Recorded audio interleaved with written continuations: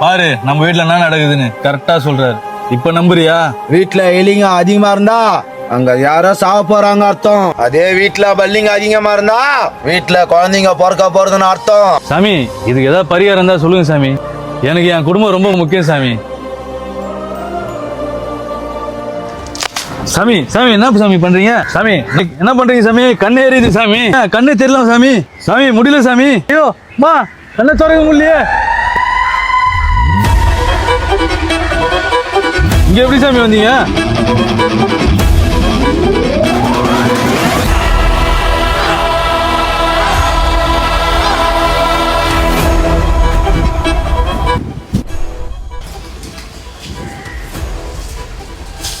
பிச்சைக்காரன் நாய மேலே கை வைக்கிற இவன் எப்படி சாமி இங்க வந்தான்?